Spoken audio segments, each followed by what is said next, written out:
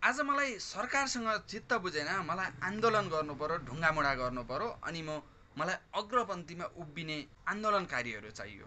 अब म जाँदैछु सुकुम्बासी बस्तीमा, जहाँ गरिब, निमुखा र साँच्चीकै चाहिँ पीडित व्यक्तिहरू छन्, जसलाई अलिकति पैसाको खाँचो छ, अलिकति पैसाको लोभमा आफ्नो ज्यान पनि फाल्न तयार छन्।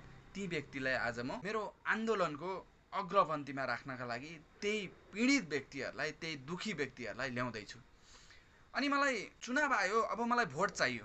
मैले भोट ब्याङ्क त्यही सुकुम्बासी बस्तीलाई बनाएको छु, जहाँ चाहिँ मैले वर्षौँदेखि यही ठाउँमा तिमीहरूलाई लाल पूर्जा दिन्छु है भन्दै चाहिँ मैले ती व्यक्तिहरूलाई आश्वासन दिएर चाहिँ ती गरिब दुखी व्यक्तिहरू, निमुखा व्यक्तिहरूलाई चाहिँ आश्वासन दिएर वर्षौँदेखि झुलाएर राखेको छु।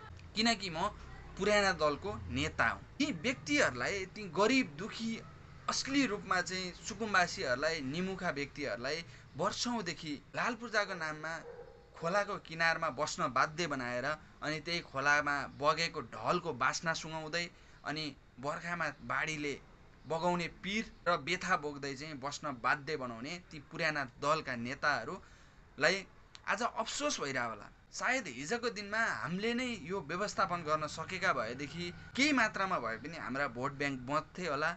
केही मात्रामा भयो नि भोलिका दिनमा आन्दोलन गर्नलाई आन्दोलनकारी चाहिँदाखेरि अग्रपन्थीमा उभिने आन्दोलनकारी हामीले गुमाउनु पर्ने थिएन होला भन्ने महसुस भयो होला। किनभने यो सुकुम्बासी समस्या नेपालमा एउटा ठुलो समस्याको रूपमा रहेको थियो धेरै वर्ष अगाडिदेखि। तर यो सुकुम्बासी बस्तीलाई व्यवस्थापन गर्ने कुरा जब बाबुराम भट्टराई चाहिँ प्रधानमन्त्री भने उनको पालादेखि चाहिँ यो सुकुम्बासी बस्तीलाई व्यवस्थापन गर्नुपर्छ है भनेर चाहिँ उनले नै अगाडि ल्याएको कुरा थियो यो।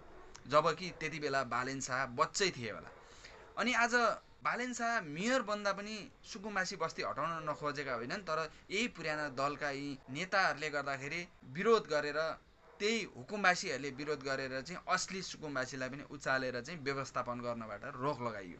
तर आज बालेन शाह प्रधानमन्त्री बन्दै गर्दाखेरि बालेन शाहले सबै कुराहरू बुझाएर ती असली सुकुम्बासी र हुकुमबासीलाई छुट्याएर चाहिँ व्यवस्थापन गर्छौँ भनेर भनिसकेपछि अहिले सजग भएका यी नागरिकहरू सबैले समर्थन गरेर चाहिँ असली सुकुम्बासीहरूले पनि बालेन शाहलाई समर्थन गरिसकेपछि चाहिँ आजको दिनमा बालेन शाहले काठमाडौँमा रहेको सुकुम्बासी समस्यालाई चाहिँ व्यवस्थापन गर्दै ती साँच्चीकै असली पीडितहरूलाई चाहिँ पुनर्वासको व्यवस्था गर्न सफल भए।